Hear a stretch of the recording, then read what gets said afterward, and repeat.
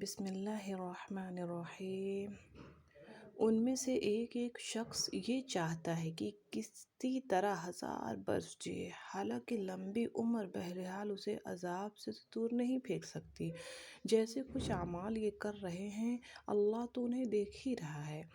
ان سے کہو جو کوئی جبرائیل سے عداوت رکھتا ہو اسے معلوم ہونا چاہیے کہ جبرائیل نے اللہ ہی کے اذن سے یہ قرآن تمہارے قلب پر نازل کیا، جو پہلے آئی ہوئی کتابوں کی تصدیق و تائید کرتا ہے اور ایمان لانے والوں کے لیے ہدایت اور کامیابی کی بشارت بن کر آیا۔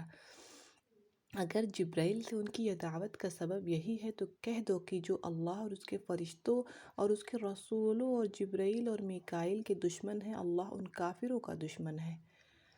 ہم نے تمہاری طرف ایسی آیات نازل کی ہیں جو صاف صاف حق کا اظہار کرنے والی ہے، اور ان کی پیروی سے صرف وہی لوگ انکار کرتے ہیں جو فاسق ہیں۔ کیا ہمیشہ ایسا ہی نہیں ہوتا ہے کہ جب انہوں نے کوئی عہد کیا تو ان میں سے ایک نہ ایک گروہ نے اسے ضرور ہی بالائے طاق رکھ دیا، بلکہ ان میں سے اکثر ایسے ہی ہیں جو سچے دل سے ایمان نہیں لاتے، اور جب ان کے پاس اللہ کی طرف سے کوئی رسول اس کتاب کی تصدیق و تائید کرتا ہوا آیا جو ان کے یہاں پہلے سے موجود تھی، تو ان اہل کتاب میں سے ایک گروہ نے کتاب اللہ کو اس طرح پس و پشت ڈالا گویا وہ کچھ جانتے ہی نہیں، اور لگی ان چیزوں کی پیروی کرنے جو شیاطین سلیمان علیہ السلام کی سلطنت کا نام لے کر پیش کیا کرتے تھے۔ حالانکہ سلیمان علیہ السلام نے کبھی کفر نہیں کیا۔ کفر کے مرتکب تو وہ شیاطین تھے جو لوگوں کو جادوگری کی تعلیم دیتے تھے۔ وہ پیچھے پڑے ہوئے اس چیز کے جو بابل دو فرشتوں ہاروت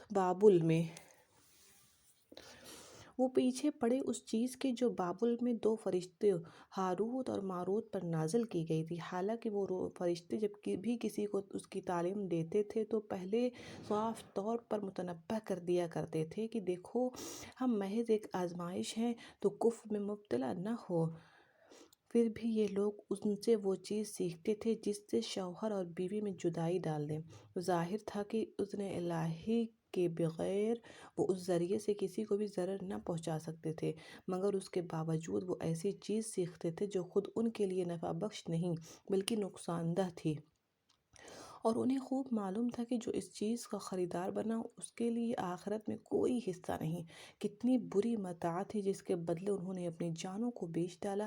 کاش انہیں معلوم ہوتا اگر وہ ایمان اور تقوی اختیار کرتے تو اللہ کے ہاں اس کا جو بدلہ ملتا وہ ان کے لیے زیادہ بہتر تھا۔ کاش انہیں خبر ہوتی۔ اے لوگو جو ایمان لائے ہو، راعینا نہ کہو بلکہ انظرنا کہو، اور توجہ سے بات کو سنو۔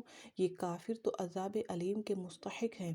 یہ وہ لوگ جنہوں نے دعوت حق کو قبول کرنے سے انکار کر دیا ہے، خواہ اہل کتاب میں سے ہوں یا مشرک ہو، ہرگز یہ پسند نہیں کرتے کہ تمہارے رب کی طرف سے تم پر کوئی بھلائی نازل ہو، مگر اللہ جس کو چاہتا ہے اپنی رحمت کے لیے چن لیتا ہے، اور وہ بڑا فضل فرمانے والا ہے۔